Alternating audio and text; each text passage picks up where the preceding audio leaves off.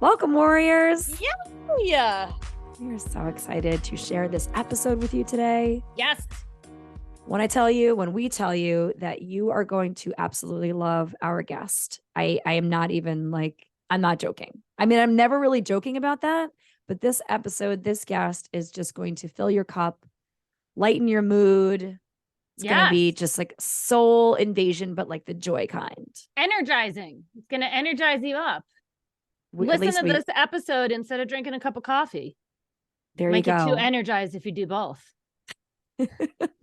Good luck to you then, Warriors. If you're doing both, ooh, that's a morning or an afternoon or whenever you drink your coffee normally. Everyone's got their time. So we spoke today to Lauren Lebowitz Stanton. And before Abby hops into her recap, let me let you all know a little bit about who Lauren is. The concept of celebrations by Stanton was built on the foundation of making moments memorable. Through the art of personalization, Lauren Lebowitz Stanton blends her fine art education with her 15 years of media experience to bring clients' ideas to life for events, gifting, and merch. From special occasions to design classes to propelling a brand, Lauren knows the feeling that is evoked from a product or design can be even more meaningful than the product or design itself. Putting her graphic design background to use, you can find Lauren creating custom products in all kinds of mediums: wood, acrylic, paint, paper, canvas, apparel, resin, and more. And now this lifelong New Yorker is applying her polished corporate marketing experience to expanding the branding by Stanton collection to include media relation opportunities for select clients. At Celebrations by Stanton, there is always a reason to celebrate. Oh my gosh, what a bio. I love that bio. Just made me smile. Everyone needs to follow Lauren on Instagram. Her creations are, they're absolutely stunning. I've seen them in person. I've seen them online. And if you need some custom merch, Lauren's your gal. I know we don't normally plug people's work at the beginning, but since I have not a relationship with her, but we knew each other before she became a guest on the show. I got to see her work and it is absolutely beautiful. But more importantly, you're going to love this chat. Yes. Lauren starts off by sharing that most of her life, she never really considered herself anxious until she got pregnant. And when she got pregnant, she started to experience pregnant anxiety and then afterwards postpartum anxiety, which was something she had never heard of before. What's interesting is that in recent years, as she has reflected on her life, she realized that she's actually had anxiety for most of her life, but it showed up as being driven and productive and motivated. And so in her story, she really flips the script on anxiety. And even though it is super challenging and super exhausting, it's also been a motivator in her life. Her story is just so full of wisdom and self-awareness and really just like the power of a growth and flexible mindset. And it was just such a joy listening to her story. Like we say this all the time, but meeting Lauren, like it was my first time ever meeting her, right? And it's just like, I just felt like I was like with my people, right? And it just such an enjoyable conversation. Her mindset is just incredible. And I think you all are really going to love this conversation. We know you will. Without further ado, here's the show. Welcome, Warriors. Yay. We are so stoked that you are here with us today. We are joined by a fabulous guest, Lauren Stanton. Welcome to the show. Hi, ladies. How are you? Well, as we said before we hit record, we're on the fuel-less side right now. We're all running on fumes a little bit. I get that. It's like always exciting. Like pre-guest, I'm like, okay, get the coffee, wake up. And then like once I connect with a guest, like I'm getting fueled right now. Right. So energy, right? Isn't that funny? I am one to definitely get energy from people. I know a lot of people who get drained by their energy drains when they talk to others. And I was just like, I'm kind of exhausted, but once I see them, I know it's going to be fine. And it is. Yeah. I love that. It's so true. It's so real, right? It's like, I feel like I'm the kind of person that it depends on the situation. Sometimes I'm, the energy feels amazing and I'm like, yes. And then other times you're drained, right? It's so dependent on a moment, but I'm feeling recharged just looking at your beaming smile and being with the two of you right now. Aww. All right. So The Lauren, feeling is let's, mutual. Yes. oh, thank you. Thank you. We're so glad you're here. So let's hop in. Let's hop into the anxiety pool. Share with us a little bit about how anxiety has kind of shown up for you in your life, or shown up. This was really interesting to think about, because my whole life I've never really been labeled as or thought as myself to be someone who's anxious. When I had my daughter, it was a very it was a high risk pregnancy. There's a lot there, which I'm sure we'll get into later. But I started having I don't know what you call it, pregnancy anxiety, and then which very deeply turned into postpartum anxiety. And I'm someone who I have endometriosis. It's quite severe. So I know for myself that hormonal changes things. I'm very sensitive to hormones. So following pregnancy and during pregnancy, I was very cognizant of like, well, I've heard of postpartum depression. I'll probably have it. It will be fine. I know it'll end, that kind of thing. I had never heard of postpartum anxiety. So my first foray into the world of anxiety was the craziest time of life, figuring out how to raise a human, figuring out what that meant for my relationship with my husband, figuring out what my new work situation could look like now as a family, all of the different kinds of things, and realizing, oh, okay, well, this is very extreme. And I used a lot of medical professionals, to figure out what to do with it. But then as I've been sitting with it, my daughter now is 4.5. I have been anxious throughout my life. It is something that I have had, never labeled as that, never diagnosed as that, because I think the way it manifests for me is productivity, which is a positive thing. Being productive, getting things done, creativity, all of those kinds of things. Anxiety pushes me to do them well. One of the major things. So that's like, I feel like during the day, my anxiety can be sort of fine. But at night, when I'm thinking about everything that I've done, all the things that I need to still do, all of the normal kinds of thoughts are slightly heightened, I think, by anxiety. So the way it also manifests for me is lack of sleep, which I think that we talked about a little bit at the beginning with our fuel buckets being low. But yeah, so it, the one thing I do want to say about mental health in general and anxiety, it's something that I've always been very aware of, but having experienced the depths of it, the way I did and have, and now not being in the depths of it, I have such a different kind of empathy and compassion for those that it may not be cyclical, that it may not be based on hormones the way it is for me.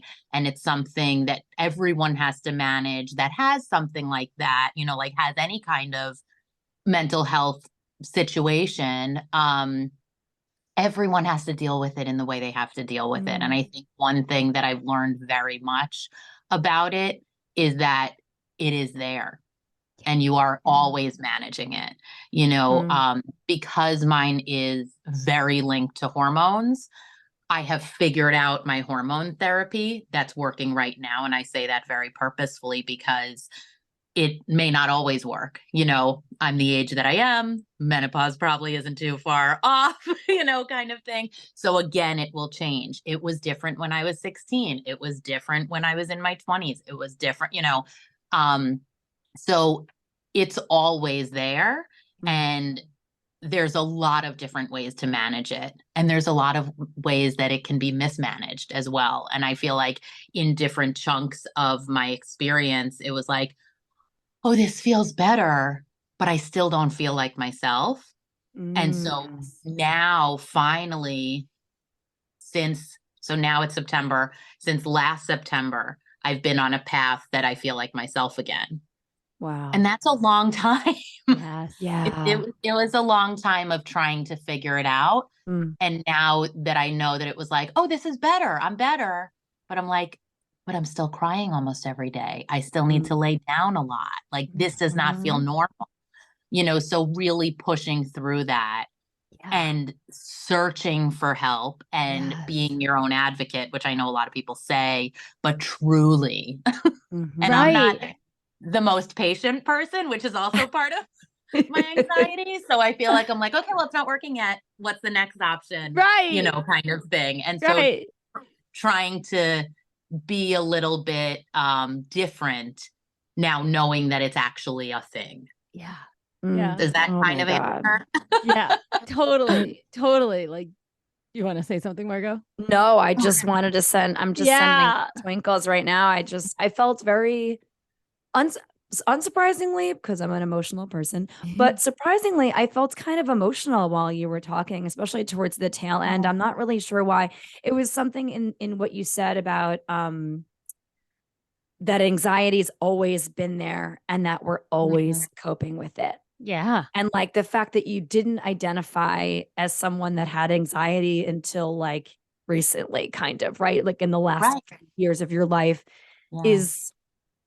felt really powerful for me in a way somehow, even though our stories are different. Our life paths have been different, certainly, I'm sure in many ways, but it just felt like, as someone that realized when I was 18 that I had been suffering from anxiety through my whole childhood and then continue, through now, right? And learning about myself in that way as a young adult into my, adulthood. I don't know what you want to call it, but like that. It just feels like adulthood, I guess. I don't know. It feels so validating in a way, right? It's like, oh, right, there's still so much more that all of us have to learn about ourselves. Right. And that it doesn't have to be debilitating or something that we have to fear or hide from or run away from even. And it's just like, okay, what is the next step? What is there for me to do? I don't feel like myself. What are the things I might need to explore to start feeling like myself? It just felt really powerful listening to your, the arc of your situation. That's all. Thank you. And I think one of the hardest things was at certain times not even realizing that my rational mind wasn't there, really in the beginnings of things or when my hormones were extreme. And I'll say, like, my postpartum lasted for years because it wasn't necessarily postpartum. It was hormonal, which is what it is, but having the endometriosis is that. So not even being able to recognize sometimes that, like, oh, this is just how I am now, and it's like, wait a minute. No. And so having, oh my gosh, the support system that I'm so blessed to have around me point that out, which isn't the easiest to point out to people when they're not. And I recognize that too, but then being on the proper therapies and things like that is then, I have been told by people very close to me, like, oh, you're back. Like, there you are. Like, here's our conversations that we're used to having, and it's so emotional because it's like, oh my God, I knew I felt lost and I knew I was trying, but it wasn't there, and so it really, just to go back to, like, and we were talking about listening to podcasts, and I listen to podcasts all about different things, and sometimes a lot on the like behavioral side of things through true crime. I don't know if that's okay to say. Oh yes, I'm a crime junkie fan over here. Like the psychology side of things, the behavioral side of things, and it's like, you can understand, oh, their mindset was like not right. Something was wrong and they didn't have the right people around them, or they didn't have the right, things to help them. And I'm not just talking about that kind of extreme, but like anybody managing stuff, you see somebody like crying in the supermarket, or you see somebody, yelling at somebody for no reason, which I've totally been that person. It's like, ooh, okay, they need assistance. And I liken it very much to raising a child too, because their minds are growing and ebbing and flowing, and there's different ways to manage them this moment, and then very different ways to manage what's happening in this moment. So it's been like I know, like, reparenting is very much a phrase, but I feel like understanding that I have anxiety and then also trying not to create an anxious home at the same time is like a lot. But also I feel thankful to be cognizant of it and not just like, oh, that's not something that I suffer from. So, don't have to deal with it. It's kind of like special in that way. Yeah. Yeah. I just want to acknowledge your mindset, right? Because throughout your entire story, you have said different things like, I know myself well enough that I'll probably get postpartum, but I know that it'll pass. I know it'll suck, but I know it'll pass. Right. And at another point, you said that you've managed your anxiety, but at some point, it's going to change and then you're going to have to figure things out again. And I think that mindset is so powerful. It doesn't take away from the actual experience and suffering and the disconnect that anxiety brings to us. But you just have that rock of a mindset where deep down, your core, it's going to be okay. It's going to change, right? I'm going to adapt or I'm going to figure it out, that I heard that throughout your entire story. And so I just want to highlight that. And then also towards the end, when you were sharing about you have to advocate for yourself, right? I know it's tiring. I know it's exhausting, but there's a part of me that felt a little bit of pride's not the right word, but I was like, this is what New Yorkers do, right? New Yorkers, we're not having it. There is a problem. We've figured out what the problem is. And let's get it fixed, right? Let's do it. And we're a little loud over here, just a tad loud. And so when you said that advocating for yourself, Pete's first of all, it is exhausting, but I think it also ties into the mindset. Okay, I figured out what's going on. I have awareness. I'm not going to play this game anymore. Now I know that there's something that can be done with it. And so I just want to just acknowledge that, just your mindset and that strength, even when things are really hard. And I know as an anxiety warrior, they suck. Right. But yeah, I just really, that's what I heard throughout was this strength, this flexibility, this knowing it's going to take work, but things will change. So I just appreciate your story. Yeah. That's really heartfelt to hear. Thank you. Thank you. I love that you said flexibility, Abby. That was what came to my mind was flow. When you were talking about the mindset that Lauren, you've been sharing this whole time, it's just you're able to, it sounds to me anyway, and correct me if I'm wrong, that's you're able to kind of look into what the future might be without being attached to what the future will be. It's sort of right, that you're in a flow state about it. It's things could change. Maybe they won't, but I'm ready no matter what. I got this, right? I'm going to figure it out. I have agency. That's so interesting. I've always been one to okay, I'm in a situation. How am I defining this situation? What's the label on this? What's the, if I were to step back, what does it look like to the outside world? What is my life right in this moment?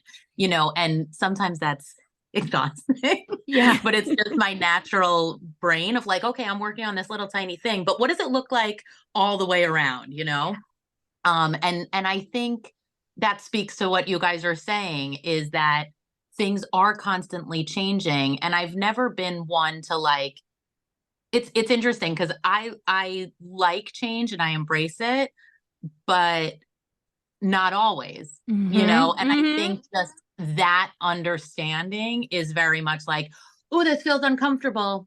Okay, now I can do it, and it's just sitting with it a moment, which again, the patience, a virtue, but not my strong suit.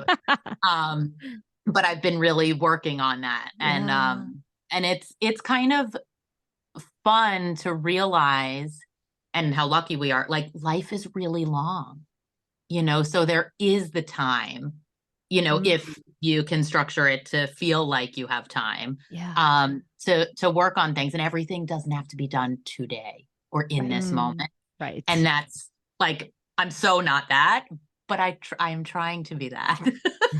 I'm just I'm so blown away by that. I've never heard anyone say life is really long, ever. It's the opposite of what we're taught, those old tropes of life's short. Yeah. Life's so Make short. the You better most of it. Do grab this everything in a moment. day. Exactly. Right. If you don't get it done, it's a little bit like you kind of dropped a little bit about it, like in the beginning part of your story, where it's like during the day, you're really productive. Then at night, things change a little bit, which I think is true for a lot of us warriors. But I don't know. I just think I love the reframe of like, actually, we can look at our life as really long and we don't have to, we can afford the rest today, maybe. Right. Like, or if I didn't finish everything on my to-do list, I'm not a bad person or a bad business owner or a bad mom, right? Or whatever your situation. And I've never heard someone say life's really long, because most people always think, hopefully life's too short. Right. But it's like, but why not adopt the mindset of like, I have time. I don't have to rush my life. Right. And Abby and I are mindfulness teachers. And so much of what we're trying to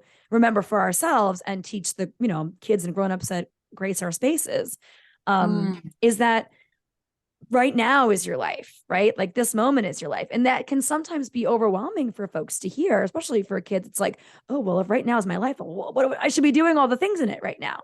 But at the same time, it's like, no, it's just, or not no, but like, yes. And it's also a reminder that this moment is precious. Maybe this moment is just you taking a really long sip of your hot coffee, right? Or maybe this moment is taking 30 minutes with your book, right? Like, anyway, I'm getting off on a little bit of a tangent, but I'm just like so excited about all the things that you're saying, because I like your tangents. I appreciate that. Can you tell my husband that? I'm gonna give you his number really quick and you can text that to him. He'll be like, who is this person?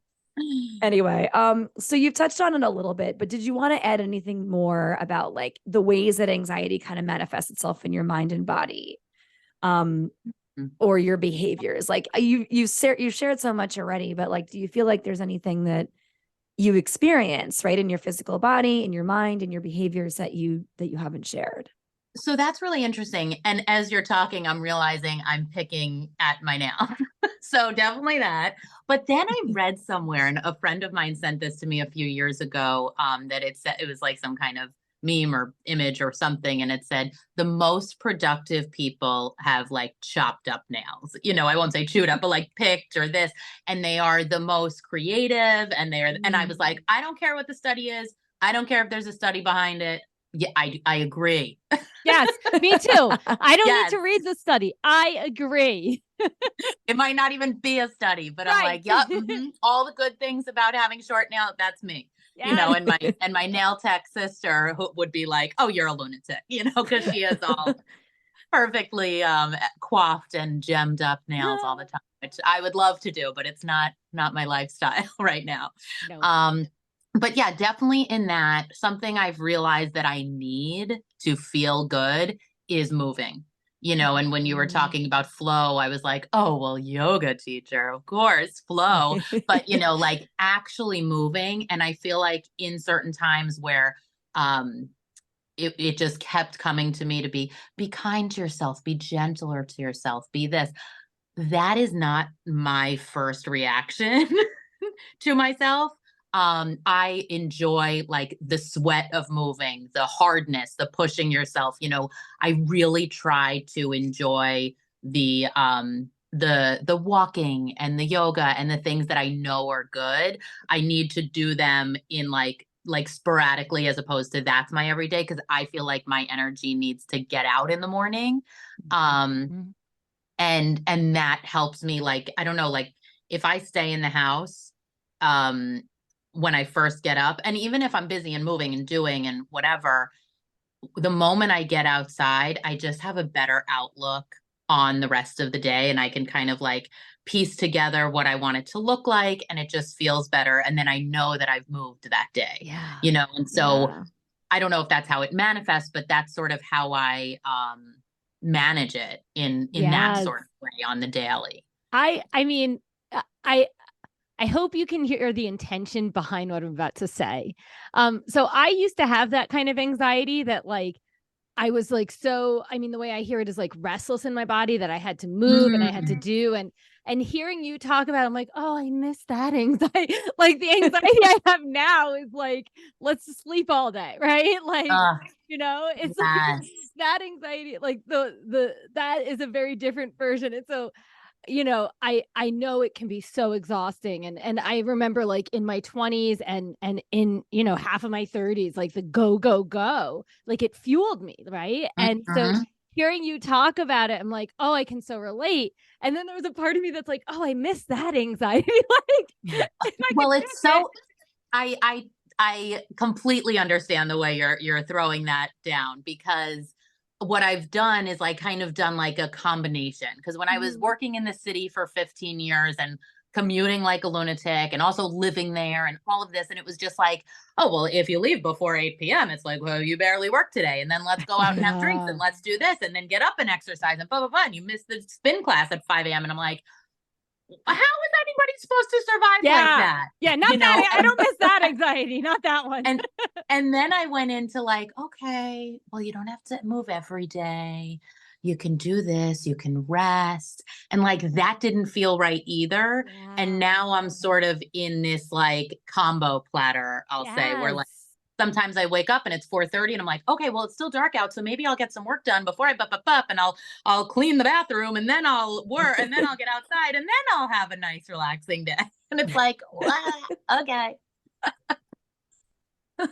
It's so good. I don't know. Yeah. Is it working? I don't know. I don't know. Yeah. Who knows? Maybe it's working, I like the right now. Right? Like exactly. It worked that day. Yes.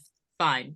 I'll take that. I like it. Yeah. I like it. It's the buffet. It's the flexibility again. It's the flexibility again. Loved the buffet. Pre-COVID more so than today. I know, right? I do miss a good buffet. I won't lie. Yeah.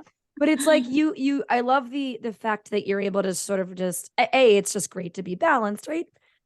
Maybe you're not completely loosey-goosey flow with every moment and every whim, or maybe you're not rigid, like, okay, 5:30, get on the spin class, but you found a balance, great. And so you're able to wake up in the morning and not be beholden to whatever rigid schedule you feel like, and I put quotes and feel, because it's like society tells you or whoever tells you, or, your daughter wakes up and those demands are there. And so you're able to kind of just, again, be flexible, roll with, oh, it's 4:30 and I happen to be pretty alert right now. Great. I'm going to clean the bathroom. Boom. Like, and celebrate that, because that's incredible, right? Like I'm going to get some work done, like whatever it is. Yeah. If you're creating the life that you want, right? With the anxiety, with the fact that you have to get so much stuff done, but you're able to sort of take the step back and sort of say, what feels good to me today, and run with that. And that is a skill that not everyone has, and that some of us are working really hard at, right? Well, I think part of it is I didn't have that for the few years, and it felt like garbage, and I couldn't, it wasn't up to me in those years to like be able to do it. It was like, I know I used to do this, but I cannot move right now, or I used to do this, but like this pain is terrible, or this is, or like, I know I slept for 45 minutes, like the whole night. How am I supposed to function? So it's like, oh, so now having it back, there is that like celebration of it, and that I can do it and feel those ways, that it is different. Don't get me wrong. By 6:30, sometimes I am like a puddle and like, oh, okay, you're going to bed, 4.5-year-old. Me too. Love it. It's so good. You're just actively in tune with what you need in that moment, and doing what you can when you can to offer yourself whatever it is you need. What I do feel sometimes that it's a luxury that I'm able to have my own business and not be working for somebody else, because that sometimes I do miss it, and I do like the structure of working for someone else. I like the salary of working for someone else. But we feel you. But it's very much like, oh, okay, I can structure my day the way I need to. Like I've realized I really like a schedule, but I don't necessarily like a routine, if that makes sense. Yeah. So like I like to be I like to have structure, but I also like to have variety within that structure. Yes. I've never been somebody who's going to be like CEO of something that's like, at 4:32 my alarm goes off, and then I do this, and then the hair person comes, and then and my outfit is like, no, that's just not going to happen. And I'm like, I'm glad that you can do that, and run some kind of company. Right. I'm going to run this kind of company. Yeah. So good. All right. Well, share with us more about some of the coping strategies that help you, like whether they be day-to-day things that self-care things for in the moment.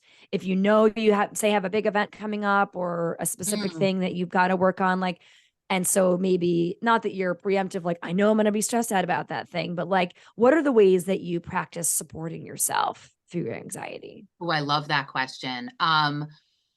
So I really just naturally plan ahead, which sometimes gets me anxious. Yes. That it's like, oh, okay, I have all these things. But what I find is saying them out loud, getting them out of my head, and knowing that they're somewhere, whether they're on a notes app or they're in my long Google Doc of things I want to do, or they're on our calendar or something. I know I'm going to get to it.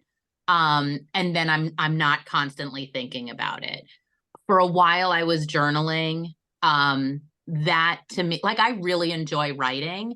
I don't think I like actually writing. I like typing and getting my thoughts out.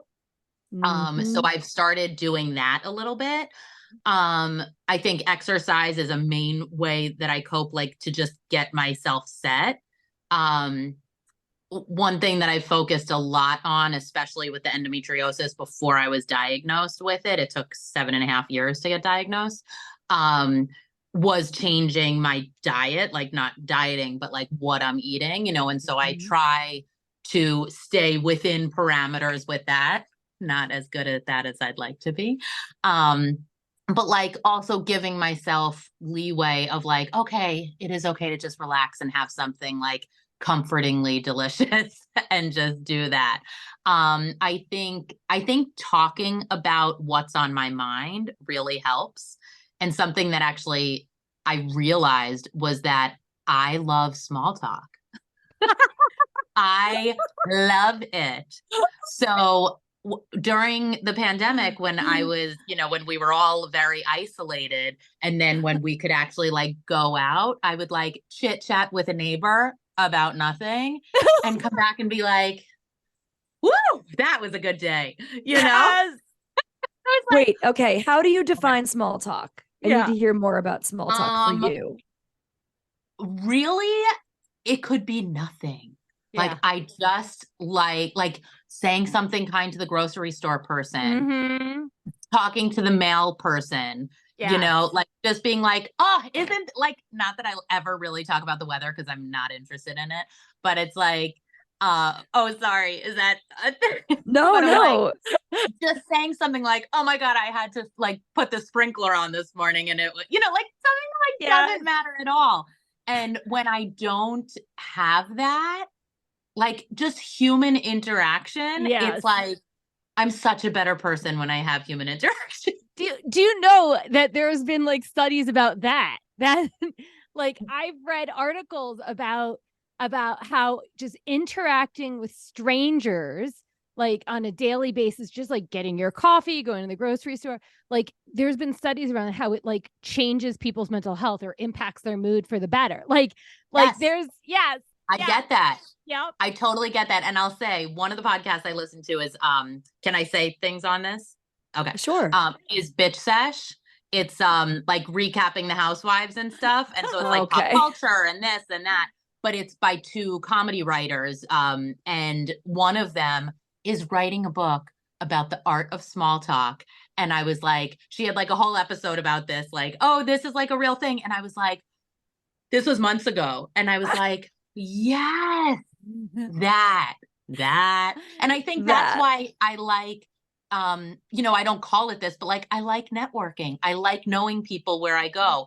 Even if I was like, oh, I know this person from high school, but like, I see a familiar face, I'm going to say hi to you. Even if like, we had no connection then, like, it's just nice. I don't know. Hey, fascinating. Yeah. Now I don't even remember the question, but we'll leave it there. Just about how you cope with your anxiety. Excellent. Small talk. Yeah.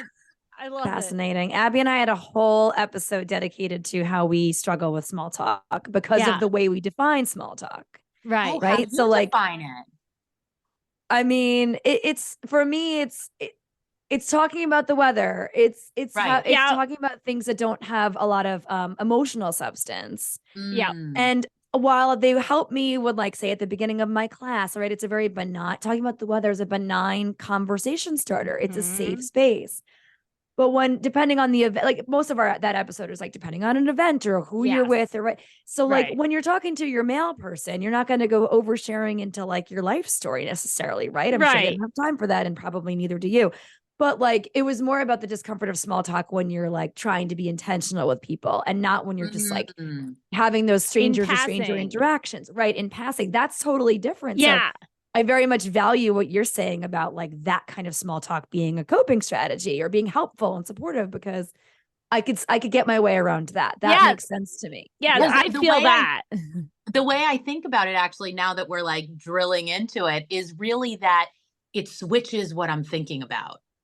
You know, it allows me to think about what this person is telling me, even if it does not relate to me at all. It has no bearing on my life.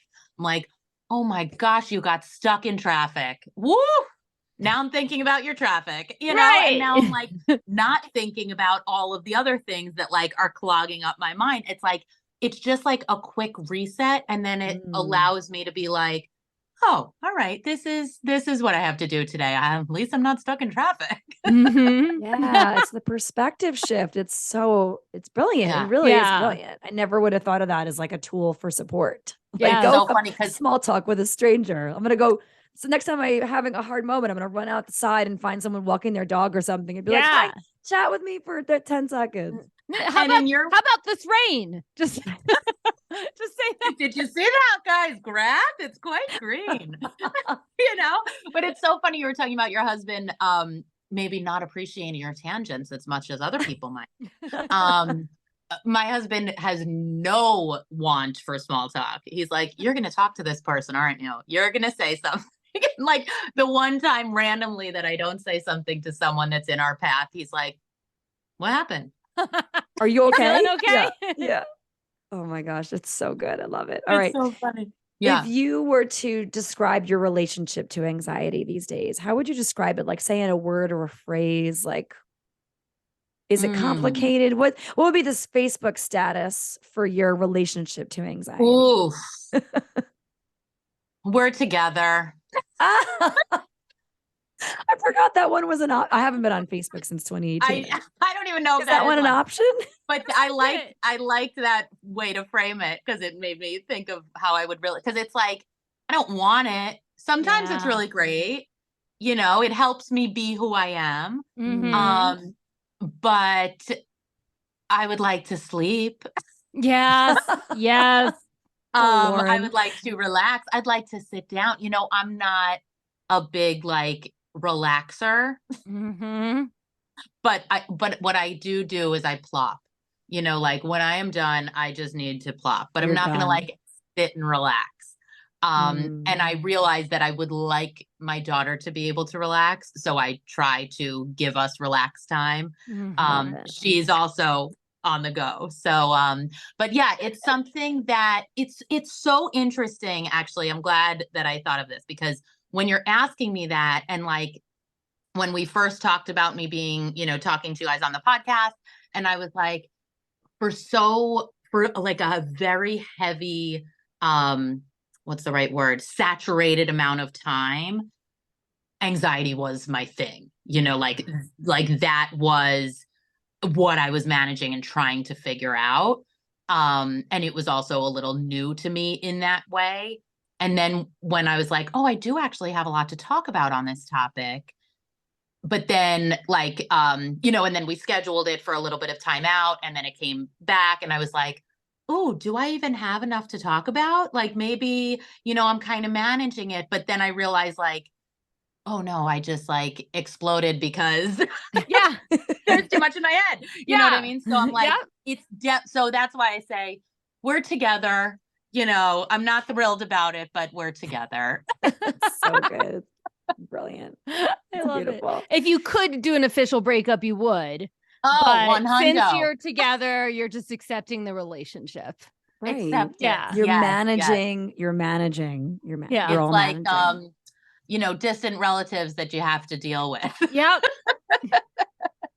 Ugh, I don't. You Ugh, felt I just that wanna, one. You I wanna felt that shrug one. that idea off. All right. If you could step back in time, jump in a time machine and speak to a younger version of yourself, what kind of advice would you offer a young Lauren? Oh, I like this question. Don't doubt yourself. Mm.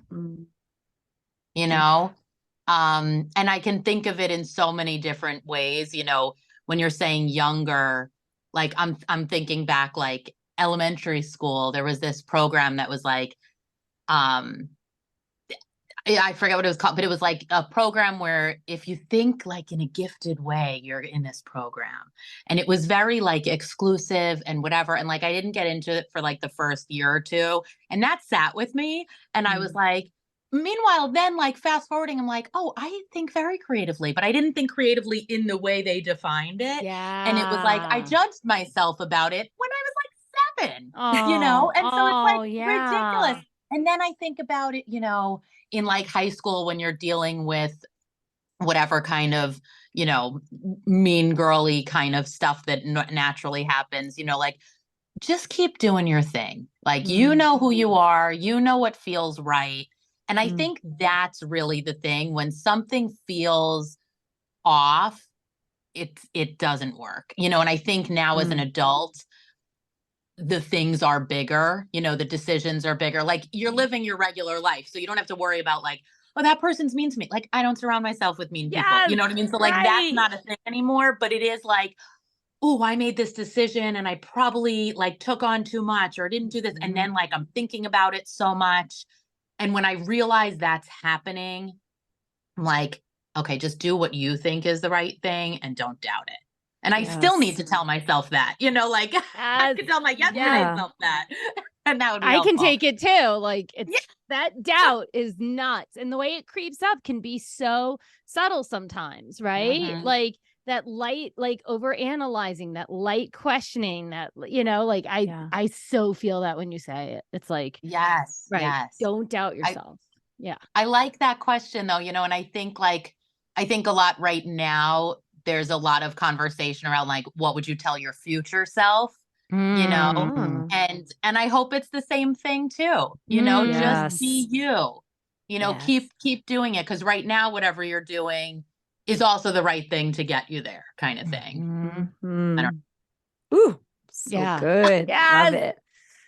This is so much fun, by the way. I really enjoy talking to you both. We love this. So glad. This is like one of the highlights of our week. We're both very, we have blessed lives, but this is one of the highlights of our week always. So, all right, last question before we jump into some lightning round. Okay. What does being an anxiety warrior mean to you? When you hear this phrase, what comes up? First of all, I love the use of warrior because for so many years, like Endo Warrior is also a thing with endometriosis. And so like that word, because like warrior is such an intentional word, right? It's not fighter, it's not soldier, it's not something like that. Like when you're a warrior, I just think of it as like, yes, you're fighting, which I think in the anxiety world we are. And I also think you're enduring. And I think that combination is the warrior. Because it is a forever thing. And I realized that when I was thinking about endometriosis, it's not deadly, thank God. It's not like a fatal thing. It's not, but it is a forever thing. And when I realized that, and like for many years, I had a solution for it. And then I didn't. And now I do again, so it's like you are enduring it, and it might not feel like a fight every day or every moment, but some days it really does. And I feel very much similar to that with anxiety too. And I think now it has become more mainstream to talk about, which feels really like, and when I'm talking about like, oh, I never even thought of it as that. Like I'm talking about 5 years ago, postpartum anxiety, regular anxiety anxiety wasn't used. It was like, Yeah. oh, I'm feeling anxious, but it wasn't like I have anxiety. Yes, for many people it is and always has been. But for like the larger conversation and society, like it is so much more talked about now. And it's, and it can come out in so many different ways. Like, it's not like necessarily someone is jittering. Someone might be super ragey and it's like, ooh, that person, and it's like, no, it's under there, Yes, and that's so anxiety too. yes, yes. And I just think that there's so many different ways to have to combat it to live the life you want. And in order to live a life that you want, you need to be a warrior because it is really challenging, Yeah, in order to live the life that you want, you need to be a warrior. Yeah. That's so good. Feel free to use the tagline. There's going to be like a dozen titles for this episode. We're screwed. I have no idea what we're going to land warrior. on. My gosh, I always there's think so of many. like when podcasters are like, well, that's the name of the bit, like that's the title. I love that. I can't believe that happened during our episode. Oh, well, but you're still going to be surprised because there's so many things for us to choose from. So like, we don't know. You're still, when the day comes, you're going to be like, that's what they went with. And hopefully it's a good, that's what they went with. Yeah. But You it's not like that's what they went with. Yeah. It would never be bad. Oh my gosh. Well, thank you so much for your vulnerability, for your perspective, and for taking so much of your precious time to be with us. But it's time to play. It's time for a few minutes of silly lightning round. Here comes the sting. Brace yourself. Are you ready for lightning round? Lightning. Okay, so Abby and I are going to go back and forth and just ask you a fun, lighthearted, get to know you type of question. You do not need to answer at lightning speed. You can if you want to, but you can take a pause and consider your answer. You ready? Okay, I think so. Okay, Abby, do you want me to go? Do you want to go? Yeah, you go first. Okay, let's see. What's one day of your life that you would love to relive? Oh.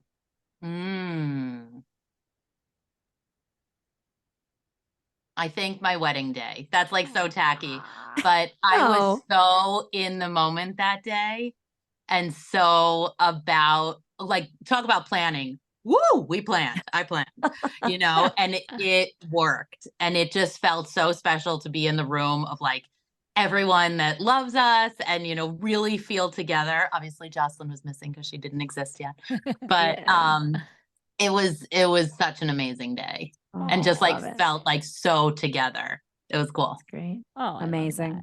Awesome. Okay. If you could have some small talk with a famous person, which famous person would you most want to have some small talk with? But that means you can't ask any super deep questions. Right. It's like, so how about this weather? Yeah. Oh no, you're right. Okay. Oh gosh, this is a toughie.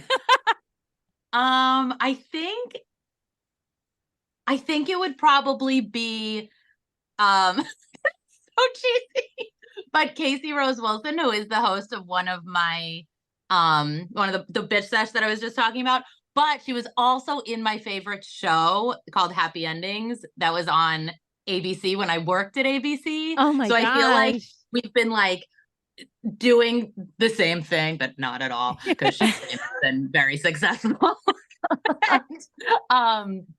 But she's a comedian and whatever, and she's writing The Art of Small Talk. So I feel like we'd have a good convo. Yes. Okay. So I'm going to say that one. Small talk. That's too perfect. That's too perfect. She's writing The Art of Small Talk, and of course that's got to be your person. Okay. What's a song that you know like every word to? Like it's like you don't have to know every word for karaoke because they put the words in front of you.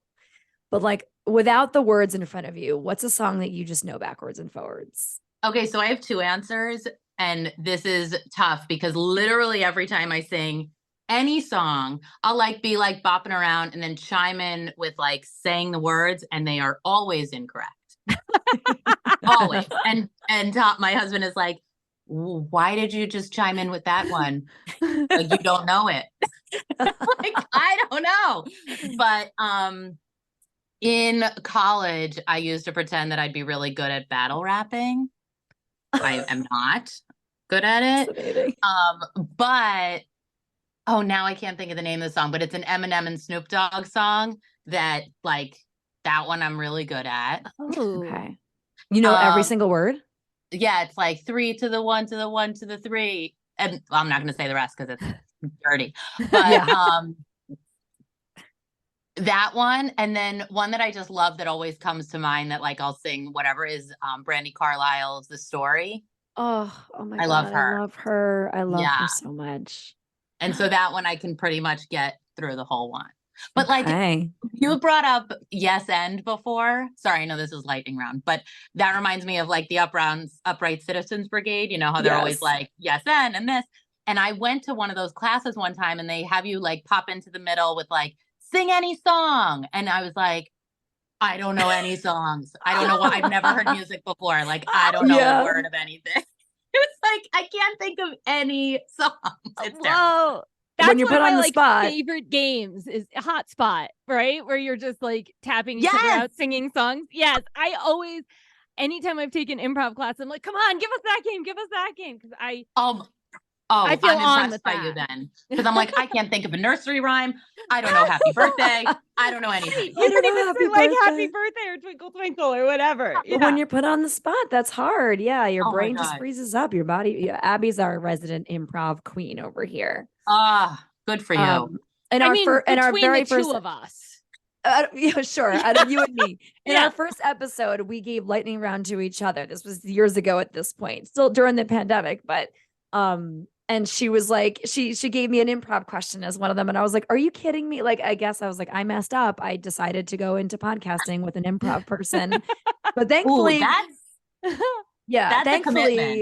thankfully, now all the questions are thrown your way and I don't have to get them anymore. I'm going to throw that question now as question number 2. I had a different one, but now I'm going to. Will you make the sound of eating or drinking soup that is too hot? Will I do it? Yeah, I will. That's your question. You got to do it. I think I need to use my hands. Like, that was similar to mine, right, Abby? Yes. I love it. Well done. The interpretation. Like, how would I do this? Yeah. It's good. It is good, like in the moment practice. It is a good embodied practice, I will say, about it being improvising. Okay. My last question. I know you love the beach. I do. You told us you love the beach. So what is the best beach you've ever traveled to? Ooh. Okay, well, I feel like, again, I have 2 answers. Because I grew up in Long Beach, and so that just always feels like very tranquil to me. I'll go to the boardwalk, I'll look at the ocean, I'll sit on the sand, and I'm just like, okay, here's my reset. But one of the best beaches, okay, we were in, this is a toughie. We went to Lanai in Hawaii, which I think is one of the places that got hit by the wildfires now, which is really sad. But it was so empty and tranquil and like, I'm just going to use this word, horizon-y. Like very, like the whole horizon was just there. It was just so gorgeous. And we were there like super early and had taken the ferry because there's only like 4 buildings on the whole island, you know, and like you take the ferry and then you leave and there's like all these stars. And it was just like so full of nature. And just, I love that one. So I hope it's okay, but it probably isn't. So I'm donating, you know. Yeah. Yeah, it's hard, but sounds beautiful. Sounds peaceful. Yes. I like that question. That zened me. Oh boy. Now I feel like pressure's on. I'm not going to be zenning. I'm going to go back to the other question I was thinking, which is super random. So NSYNC recently presented an award to Taylor Swift. And so my final question is NSYNC or Backstreet Boys, and one of your favorite songs from the group that you choose. Oh man, the So pressure. it's not. Pressure is not on. I am solid in Backstreet Boys. And I feel like that's what do they call that? Like not oh God, what is not a good answer. Not a good answer, but that's not what it is. You know what I'm saying? You're right. Like, It's not a good answer. The correct answer was unpopular opinion. Talk about mind There blanking. you go. There you go. Unpopular opinion. Look, but we love who we love. It's cool. You know, and I would say, what's that one? I mean, I don't listen to them anymore, so forgive me. But like, I wouldn't either. Oh, you know which one I always really liked, which I can't sing and don't remember how it starts. But The Call, it was like, oh yes, you know, like yes. really boppy. Yes, I even remember one. like the music video. Abby, you know that? I mean, it was raining. Yes. It was always raining. It was always raining in all of those videos. For all of them. Nick Carter was like, that was my childhood thing. You know, Devin Sawa, you know, you get the idea. Yeah. Like that. I'm with you there. I'm with you on Yes. that one. Although he looks a little weird now. I'm not into his look right They now. all do. Yeah. And I think Nick Carter is like problematic in some way now too, I think, but I'm not sure. Seriously, very deeply problematic. So obviously I didn't pick the right one. But it's okay. My sister and I, when we were skiing, were like belting out the songs of Backstreet Boys because it was like probably 1999. And like clapping snow on people, and it's like such a vivid memory. Oh. And I just like, I don't know, I was like, why would anybody like NSYNC? They're obviously knockoffs, you know. And that's always been my feeling, even though they're terrific and now they're like back in action and it's great.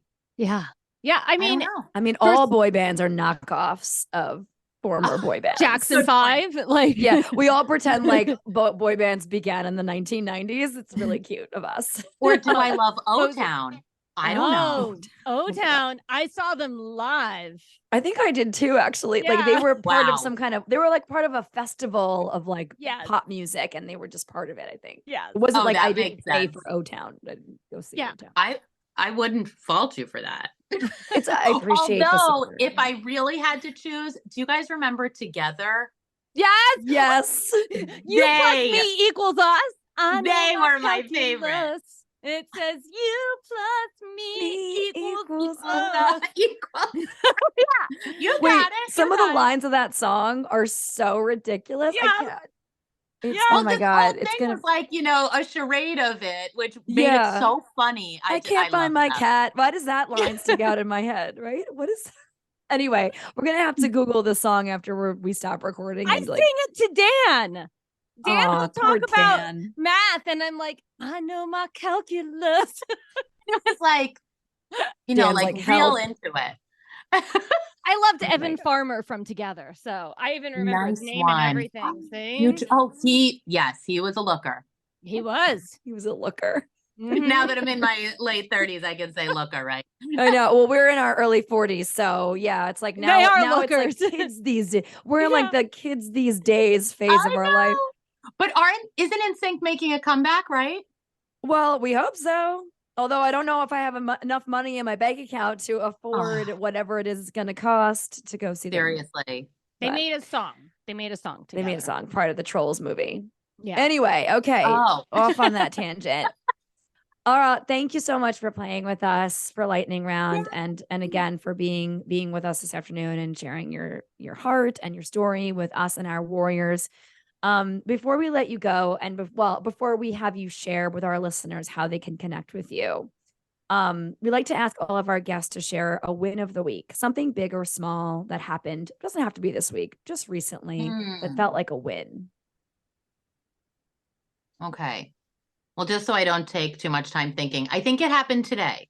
So, like I was saying before, you know, with exercising, getting out in the morning, but like it being hard sometimes, you know, I usually try to wake up earlier than everybody and use that time for myself. Last night, my daughter woke up like a few different times in the very wee hours, and I'm not good at getting back to sleep, but like I laid with her a bit, you know, I did get back to sleep a little bit. And then she slept later because she was up a while. And so we were up for a while together. And so the morning just started much later than usual. And we have a little flexibility on Wednesdays in the morning. So that was nice. And I was like, you know what? I'm going to just take 20 minutes and move and sweat. And I was really happy that I did that because I knew I had a big day with this and with a few different other things that I was like, I know I'm going to need good energy and I don't want to feel like my whole day is defined by being woken up in the morning, So when I do that for myself, I just have a better outlook and it worked. So I feel like that was a win. Yay. That's That awesome. is a great win. I love when the wins are like about about today, right? Yes. Like about real life situations. Yeah. Yeah. That doesn't have to be like, I got a promotion or, I won the like lottery. Oh, that would be lovely. Right. Yeah. Those I found those a bag wins of are money great. in my backyard. Why haven't we invented that? Why isn't that a real thing? All right. So share with our listeners how they can find you, how they can connect with you, anything you want to share briefly about what you do. Yeah, sure. So I'm the owner of Celebrations by Stanton. It's a design studio and gift shop.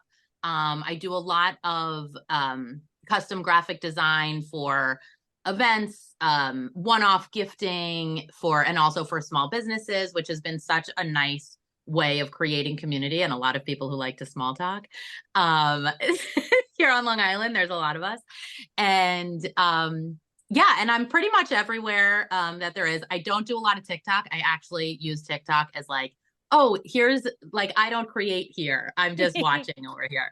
But I'm Celebrations by Stanton on all the platforms. But my personal, Lauren Stanton on Facebook, not that I'm there that often. But Lauren Lebowitz Stanton on LinkedIn. I love connecting with people on LinkedIn because I feel like you get everyone's like full story, instead of the right now, but I love the right now. But yeah, I guess I'm most active on Instagram. But yeah, your stuff's email amazing. Me. Yeah. Oh, thank you. It is. Yeah, I'm definitely going to be purchasing. Thank Seriously. you. And you teach phenomenal classes. I'm just so happy to know you and now know you, Abigail. And this is just, so delightful. Thank you so much for having me. Yay, thank you. It's been our pleasure. Yeah, it's been our pleasure. It's been so great. Talk about refueling, right? Re-energizing. Honestly. I didn't even drink my whole coffee. Me either. Mm-hmm. Right. And who has time to I have my water. It's like you grab 3 sips because I love how conversational this has been. It's just been really fun connecting with you and hearing from you. So thank you again for your time. Yeah. And we'll see you soon. All right. Thanks, guys. Thank you. Bye. Bye. Warriors, I'm like at a loss, like always. Yes. This conversation was just so joyful and Lauren's so sunny.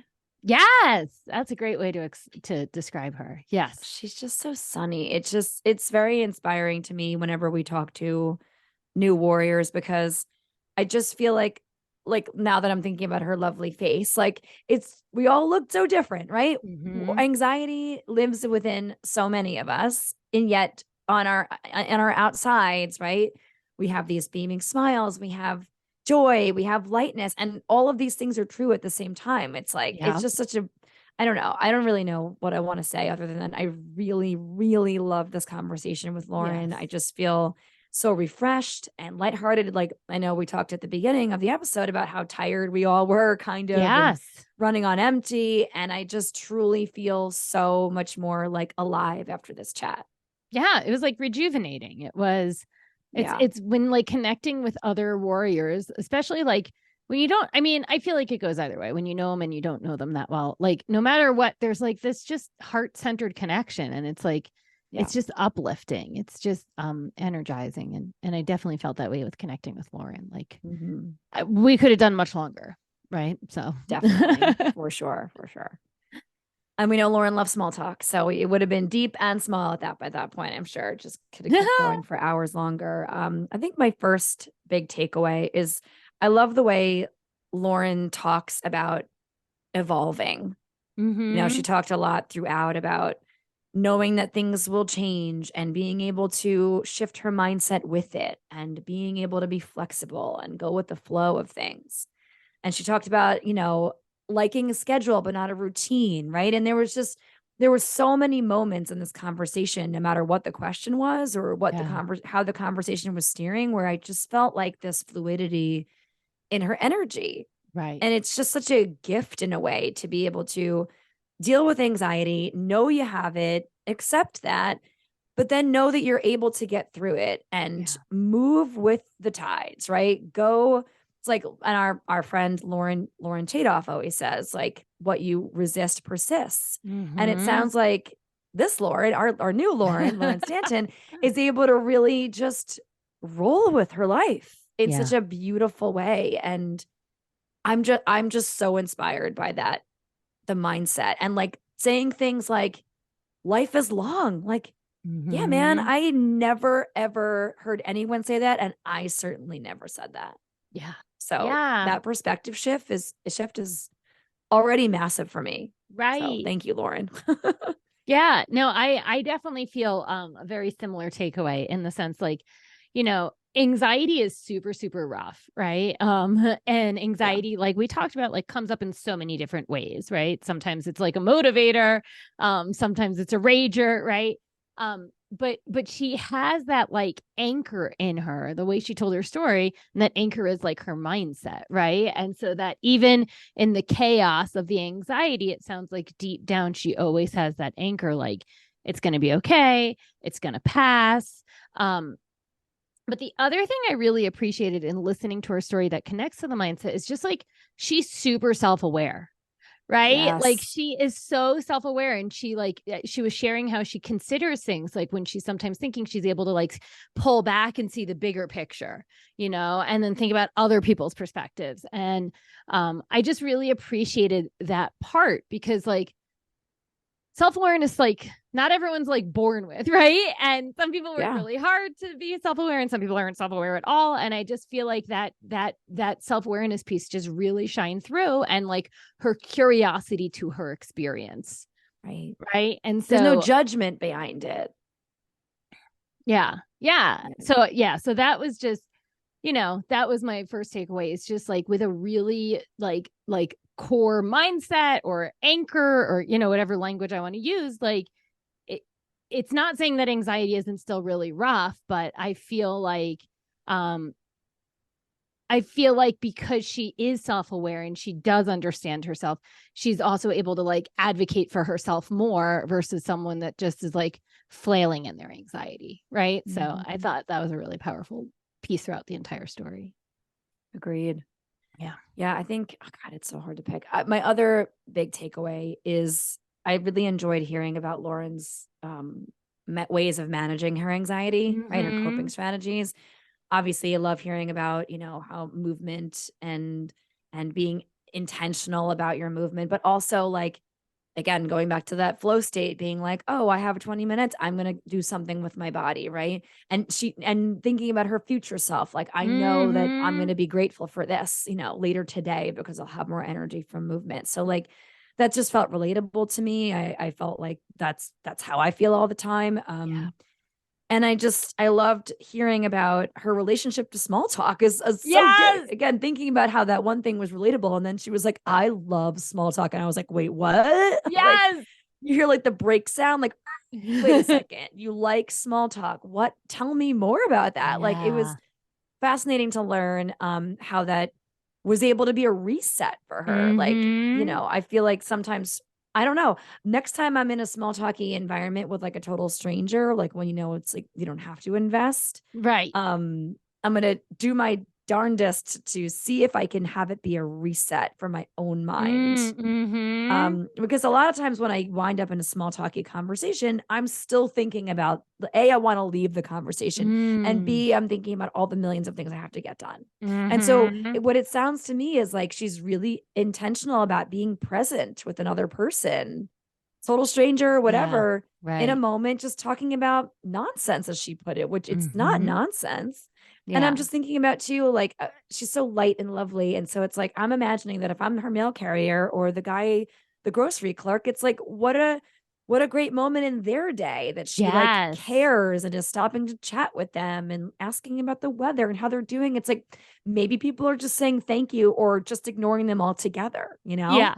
Yeah. And I found that to be exciting and curious and very different from myself, but I'm going to, I don't know, I'm going to try it on for size. Yeah. And see how it feels. Yeah. You know, in that, like, I know we had a whole small talk episode and like, I hate talking about the weather, but like when it comes to like, and work and right. But when it comes to like grocery store small talk, I'm okay with that. Right. Like those kinds of small talks where like, I know it's just passing by, you know, or like I do a ton of small talk when I'm volunteering at the zoo. Right. So like that kind of small talk. But when she said, or if I see someone from high school, I'll say hi to them. I was like, what? He's like, you lost me there. If I see someone from high school that like I have like feel like nothing to say, I'll be one of those people that pretends I don't see the high school person, right? I mean, unless it's someone I want to see, right? But so just in that extension of the small talk, like I could totally relate when she was like a neighbor or this and that, and then she was like someone from high school, and I was like, my God. See, I'd be more likely to talk to the person from high school and less likely to talk to like my neighbor. Okay. See, we all find our ways in small talk. Yeah. I would say just my final takeaway is really the way that she was talking about anxiety and how it can be a motivator.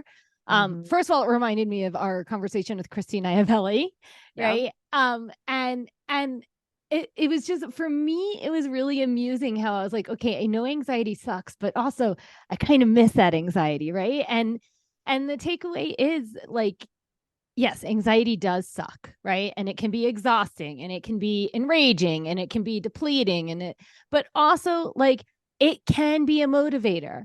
And I think it's really important that we can see that, right? And see it as a driving force, not like where we're like, you know, super burnt out because of like people pleasing or whatever.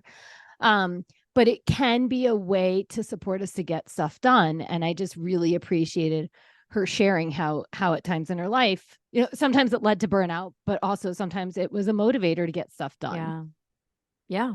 Well, as Lauren would say, your anxiety could change back to that at any time, right? Yes, that's it could right. change. Anything could change at any time. So it's so interesting. Thank you so much, Lauren, for being a guest on our show. We really enjoyed having you. And Warriors, thank you for being here with us again this week.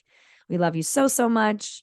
If you'd like to connect with us for any reason, please join our Instagram fam. We're at Anxiety Warriors Podcast, or you can feel free to shoot us an email at anxietywarriorspodcast@gmail.com.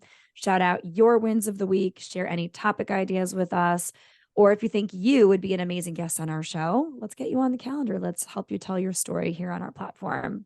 Please take a moment and smash the 5-star rating on Apple Podcasts, Spotify, or wherever you're listening. Like and subscribe to our YouTube channel. All of our episodes are uploaded for you over there. And if you're feeling super generous, buy yourself something fun for this fall season. We're in this new season. It's getting crispier and cooler out there, and well, at least where we are. And so maybe you want something new for yourself. Treat yourself to some Anxiety Warriors Podcasts merch. It's available in our show notes. Check it out. Yes. Well, thank you all so much for going on this journey with us. We're so grateful we get to do this with you all. Till next time.